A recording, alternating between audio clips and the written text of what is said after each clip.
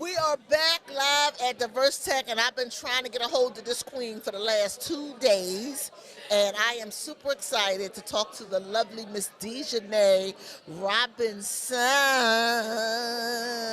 What's good, sis? Thank How you you so much doing? for making time to talk to me, your girl Tanya T from Mom Your Business, the Mentor Mogul at Mom Your Business. So I'm so excited to talk with you. Well, good evening, good afternoon. Yes. It is an honor to be here at Diversitech. First and foremost, my first time in Philly. Oh, is All the it? way from Texas. All the way from Texas. Yes, so it's an honor to be here. I would not miss this opportunity to hear more of your story, but you know how we connected. Yes. Spirit recognized That's spirit. it. Spirit recognized spirit. And it's hard doing marketplace ministry in this corporate world, in this political climate.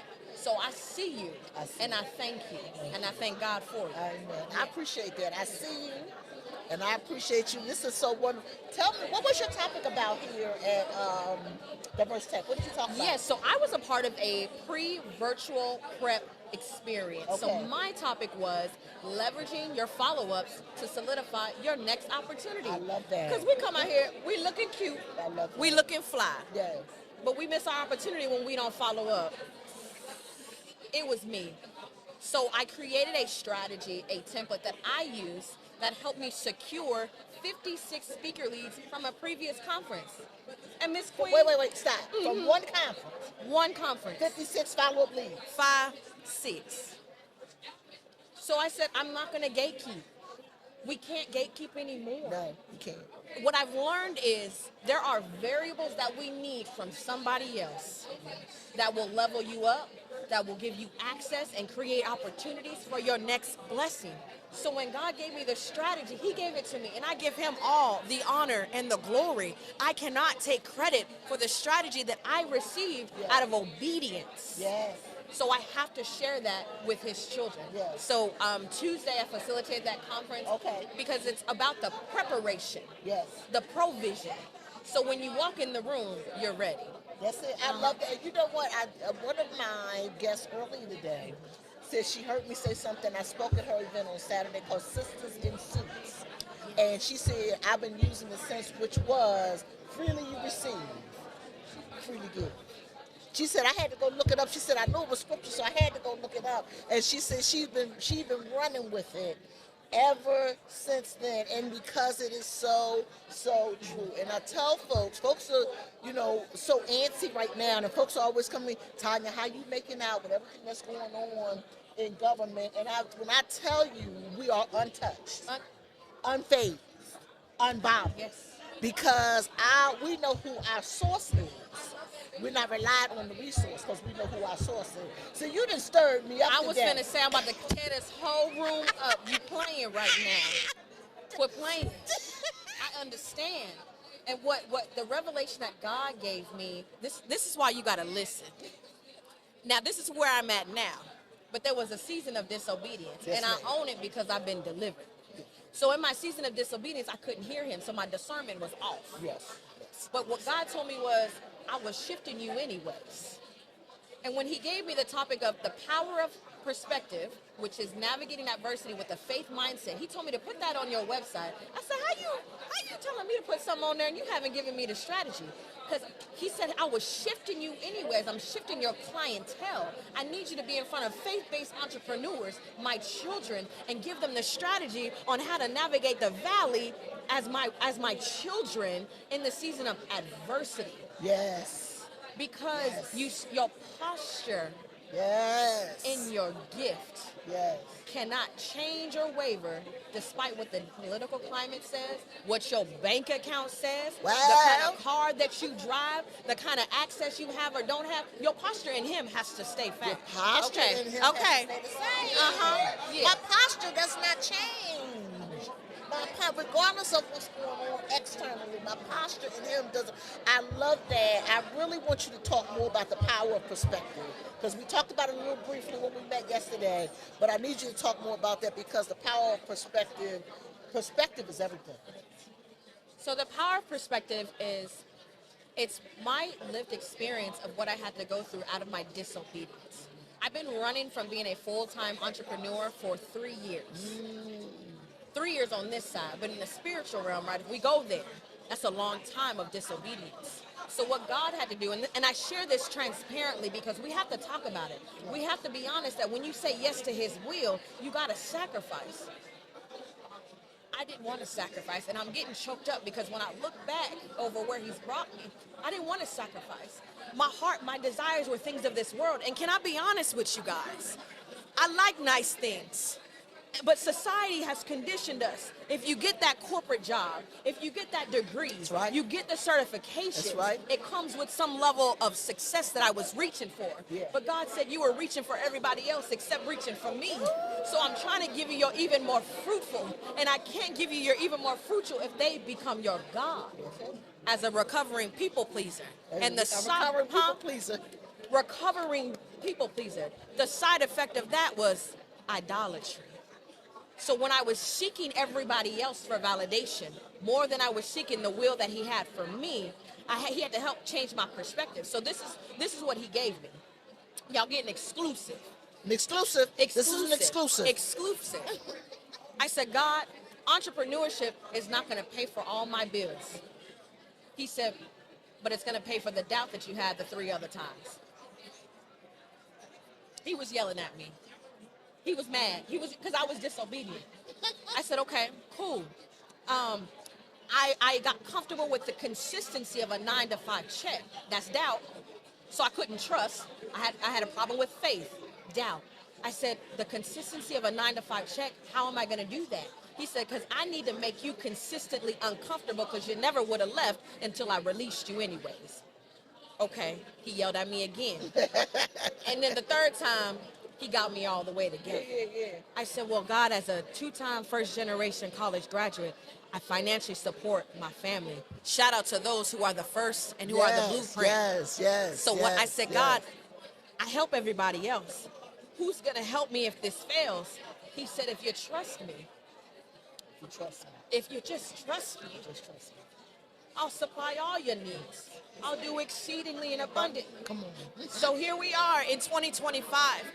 The year of 2024, I only had 18 total gigs. To this date, I have 19, and I've booked my first retainer client. I have more keynotes this year than I ever had in the past 3 years of my disobedience. Come on. So the power of perspective, he had to adjust my lens. He had to adjust your lens. And my posture is steadfast. So, yeah. I love that power of perspective, and it is absolutely so true. When I started Mom Your Business, I was working full-time at Cheney University, helping entrepreneurs every single day. That's what I did. They had this contract for 18 years, and the state of Pennsylvania decided to go in a different direction. And I lost my job. So I'm working full-time. It's feeding, it's paying the bills, and I'm like, okay, what we doing, Lord? And I tell folks the whole time while we were on lockdown, I was on unemployment. Never missed a meal. Never. The whole time, just chilling and building up this organization. And a friend of mine said to me the other day, she said, Tanya, I know that nobody did this but God. Because to now have a budget of $500,000, 3 employees, nobody did it but him. But I had to shift my perspective because I thought I wasn't leaving Cheney. I was like, I'm staying at Cheney. I'm going to get that state pension. We wouldn't have moved. I wasn't moving. He said, oh, okay. Contract gone. Because if the Lord giveth, he'll take it away. Contract was gone. I said, okay, all right.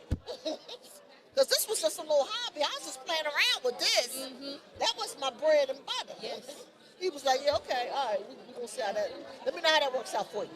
Because the very thing that we're trying to hold on to. Come on. He has something greater. And the Greater. thing that we're running from, as entrepreneurs, it stretches your faith. It really does. So, it takes faith to be an entrepreneur. It does. It really takes faith to be an entrepreneur because most of us, if we're honest, we don't know what we're doing.